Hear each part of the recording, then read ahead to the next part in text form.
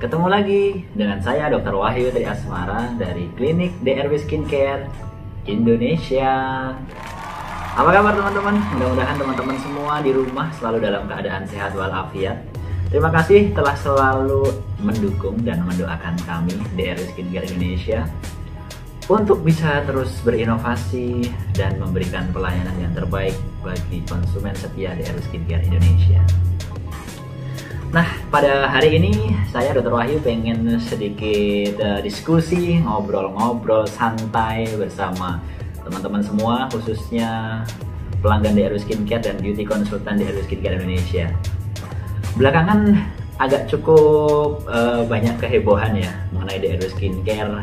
Entah kenapa kok hanya DRW Skincare dan selalu DRW Skincare yang suka bikin sensasi gitu ya. Beritanya ya, kalau kita sih nggak pernah bikin sensasi, kita sih biasa aja, santai aja, tapi sepertinya ada yang suka dan tidak suka ya. Ya biasalah dalam setiap kehidupan, apalagi dalam bisnis ya, selalu ada yang suka dan tidak suka. Dan biarkan waktu berjalan, biarkan waktu yang menilai siapa yang benar dan salah, dan insya Allah kami terus memberikan pelayanan yang terbaik bagi konsumen setia DRW Skincare yang tetap ingin menjalani perawatan DRW Skincare. Dan bagi yang tidak suka DRW Skincare, yang suka upload seolah-olah korban DRW Skincare, ya silahkan tetap lanjutkan saja. Mungkin dengan begitu Anda bisa puas, bisa senang. Alhamdulillah kami bisa memberikan kepuasan tersendiri bagi Anda dengan cara menjatuhkan atau menjelek-jelekkan DRW Skincare. Insya Allah kami ikhlas dan kami juga berusaha untuk menangkal berita-berita seperti itu dengan upaya kami sendiri, dengan memberikan pelayanan yang lebih baik, berinovasi dengan produk yang lebih baik, dan insya Allah menjawab dengan santun setiap pertanyaan, keluhan, komplain dari teman-teman semua sesuai dengan kompetensi dan keilmuan yang kami miliki.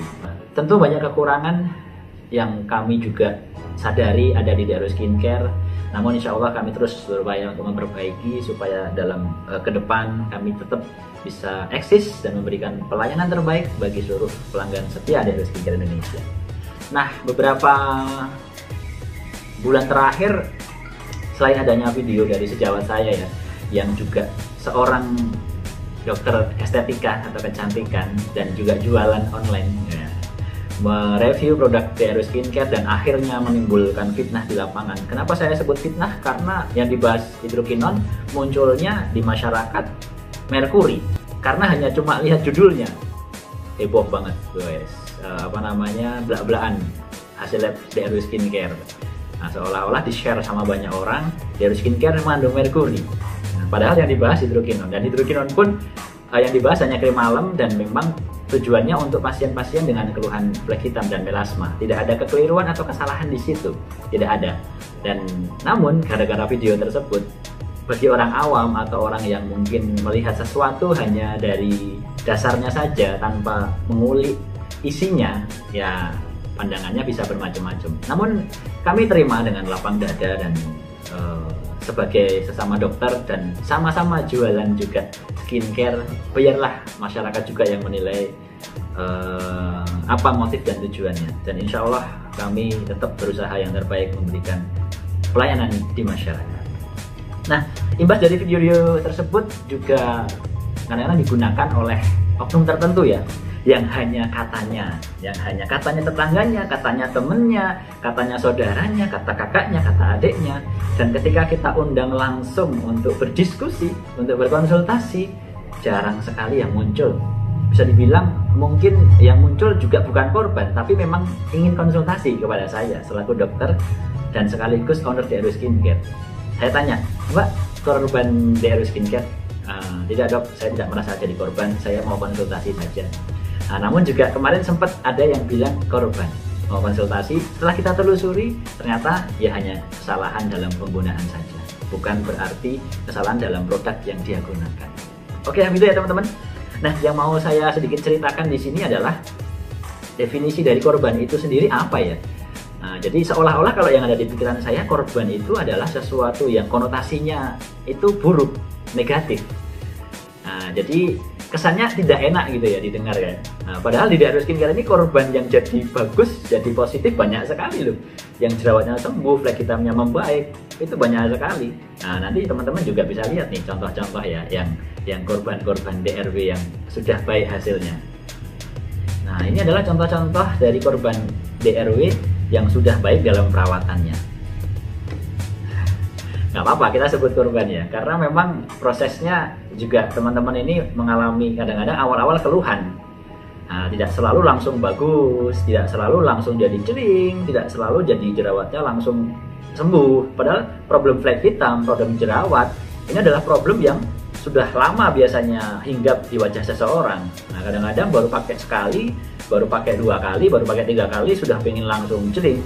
Ketika problemnya belum teratasi, disebutlah sebagai korban. Nah, itu kan sesuatu yang menyesatkan sebenarnya. Dan tujuannya apa ya? Kira-kira kalau sering diupload di sosial media seperti itu. Perasaan ketika saya zaman dulu misalnya menggunakan sesuatu, sabun misalnya, pasta gigi, sampo misalnya, kalau misalnya rambutnya masih tetap rontok atau ketombean, atau kalau gosok gigi ternyata tetap berlubang, apakah saya akan menyebut saya adalah korban dari pasta gigi tersebut? Enggak kan? Nah, padahal gigi berlubang itu penyebabnya juga banyak sekali. Nah, ini teman-teman bisa lihat nih penyebab gigi berlubang. Nah, jadi penyebab gigi berlubang itu banyak teman-teman. Tidak hanya karena penggunaan pasta gigi yang teman-teman gunakan. Gosok gigi, pasta gigi itu adalah bagian dari ikhtiar dalam teman-teman merawat gigi teman-teman. Bukan berarti kalau pakai pasta gigi terus tetap berlubang atau giginya tetap jadi kuning, teman-teman adalah korban pasta gigi kan? Bukan kan? Atau ketika teman-teman pakai sampo, rambutnya jadi tetap masih rontok atau makin rontok, bukan berarti teman-teman tidak cocok dengan samponya juga. Kadang-kadang untuk mengatasi rambut rontok, justru rambut bisa rontok dulu karena untuk memperbaiki akar rambut. Dan penyebab rambut rontok atau akar rambut jadi rontok, teman-teman juga bisa lihat nih, banyak sekali faktor pemicunya. Apakah teman-teman akan menyebut diri sebagai korban dari penggunaan shampoo tersebut? Tentu tidak kan? Dan apakah teman-teman akan upload ke sosial media shampoo atau pasta gigi yang teman-teman gunakan? Aduh, udah pakai pasta gigi begini, makin bolong gigi saya, makin kuning gigi saya. Udah pakai shampoo seperti ini, makin rontok rambut saya. Ketombenya nggak hilang-hilang, makin banyak ketombe saya. Apakah bisa seperti itu? Tentu kan tidak. Teman-teman akan berusaha untuk mencari mana yang baik, mana yang cocok. Kalau belum membaik akan pergi ke dokter untuk mengatasi gigi berlubangnya, ke dokter gigi. Ya, demikian juga ketika teman-teman menggunakan skincare, pergi ke dokter, ke klinik kecantikan. Biasanya orang-orang yang pergi ke klinik kecantikan atau ke dokter atau menggunakan produk dokter itu memiliki problem atau keluhan. Kalau nggak ada keluhan, ngapain pakai skincare atau ke dokter? Kan tidak kan? Nah, jadi fungsinya atau hadirnya seorang dokter adalah untuk berkonsultasi, tempat sharing, tempat konsultasi, sehingga teman-teman ada problem apa, ada masalah apa, selama perawatan pun ketika belum membaik juga bisa sharing, bisa dicari solusinya, bisa dicari masalahnya. Nah, kalau upload di sosial media, keluar-keluar, saya korban, bagaimana dokter akan menyelesaikan masalahnya? Ya sama aja ketika teman-teman keluar-keluar, saya pakai pasta gigi, langsung makin tetap bolong, giginya tetap kuning. Apakah teman-teman langsung akan upload seperti itu ke sosial media? Kan tidak menemukan solusi. Yang menemukan solusi ya carilah konsultasi ke dokter, kalau berlubang perlu ditambal apa tidak, seperti itu kan. Nah, itu ya teman-teman ya. Bedakan antara korban dengan ikhtiar dalam menjalani perawatan. Keberhasilan dalam perawatan itu jangan dinilai sebagai korban atau bukan korban. Kalau bagus aja, kalau baik aja, waduh, jarang yang muncul ke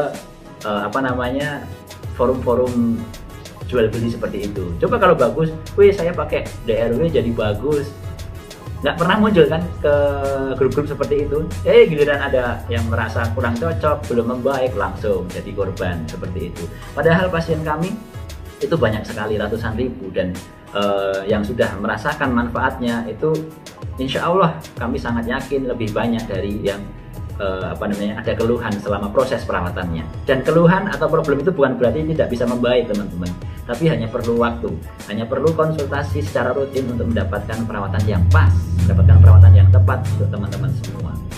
Nah, itulah ya teman-teman ya. Jadi korban itu agak risih juga didengarkan. Oleh karena itu hati-hati menyebut diri sebagai korban. Karena setelah saya telusuri, setelah saya bertanya, saya anamnesa gitu ya, kalau sebagai seorang dokter, ya ternyata salah penggunaan, salah dalam pemakaian, dan misalnya jerawat atau beruntusan mungkin penggunaan make up yang berlebihan, atau salah makan. Orang yang berjerawat makannya makan pemicu yang berjerawat, penggunaan make upnya berlebihan, tidurnya kurang, stres, tidak mau makan buah sayur. Orang kulit hitam kerjaannya panas-panasan, sering terpapar sinar matahari. Disebutnya ketika flek hitamnya muncul, korban. Gimana mau jadi bagus kalau sedikit-sedikit share di sosial media, sedikit-sedikit share di sosial media, tanpa konsultasi lebih lanjut. Padahal pemicu flek hitam, jerawat itu banyak sekali. Oke teman-teman ya, sekali lagi, penggunaan pasta gigi untuk gosok gigi fungsinya apa? Untuk mencegah karies, ya kan? Untuk mencegah plak, untuk mengatasi gigi supaya tidak kuning. Kalau teman-teman tidak gosok gigi aja, sehari 2 hari rasanya gimana teman-teman? Rasanya kan udah risih ya. Ya, ada yang bilang perawatan udah berhenti jadi kusam, jadi hitam lagi. Loh, ya sama kayak teman-teman shampooan, teman-teman pakai pasta gigi. Itu kan juga demikian. Kalau nggak pasta gigi pakai 1 hari 2 hari kan udah risih. Nggak shampooan seminggu, bayangkan kumel kan? Ya sama, merawat wajah, merawat badan, nggak mandi teman-teman ya rasanya lengket, nggak enak. Ya, fungsinya dari skincare itu untuk merawat wajah, merawat kulit wajah supaya jadi sehat, supaya jadi bagus. Kalau nggak pakai tetap mau putih, mau cerah, ya susah teman-teman. Ya sama, kalau teman-teman pakai pasta gigi dari DRW Skincare, apakah kalau tetap giginya berlubang, banyak karang giginya, bau mulutnya tetap bau, atau giginya masih kuning, akan upload ke sosial media bahwa saya pakai pasta gigi DRW Skincare dan jadi korban pasta gigi DRW Skincare. Pun kalau pakai shampoo dari DRW Skincare dan rambutnya mungkin masih rontok, masih ada ketombe, akan upload ke sosial media bahwa saya korban shampoo DRW Skincare. Atau kalau mau pakai hair tonic DRW Skincare untuk mencegah kerontokan dan ketombe, dan ternyata ketombenya belum membaik atau rontoknya belum membaik, akan upload di sosial media, saya korban hair tonic DRW Skincare. Begitu ya. Nah, bisa jadi terjadi. Tapi ya saya sih sebagai seorang dokter, insya Allah tidak menanggapinya dengan terlalu serius, dan namun kami juga berhak kan untuk meluruskan, untuk memberikan pencerahan supaya tidak satu pihak saja yang seolah-olah memanfaatkan situasi untuk kepentingan pribadi, untuk bisnis juga, untuk menjual produknya juga. Jadi harap maklum, dan mudah-mudahan teman-teman semua yang masih setia dengan perawatan DRW Skincare selalu mendukung dan mendoakan kami. Terima kasih atas doa teman-teman semua dan sudah telah menyaksikan video dari saya. Mudah-mudahan teman-teman semua bisa membantu share ke teman-teman yang lain yang mungkin selama ini sering mendengar kabar-kabar kurang baik, kurang enak tentang DRW Skincare. Karena sudah banyak yang berhenti pakai DRW Skincare karena dengar berita-berita semacam itu. Padahal mereka tidak pernah merasakan keluhan apa-apa. Namun saya tidak mengapa, rezeki dari Allah, dan saya percaya sekali bahwa setiap kita punya rezekinya masing-masing. Rezeki saya, rezeki teman-teman itu sudah ada porsinya masing-masing. Teman-teman sukses juga tidak mempengaruhi kesuksesan saya. Saya sukses juga, insya Allah mudah-mudahan saya berharap bisa mempengaruhi kesuksesan teman-teman semua. Bisa ikut sukses bersama-sama dengan kami. Terima kasih banyak. Assalamualaikum warahmatullahi wabarakatuh. Sehat selalu.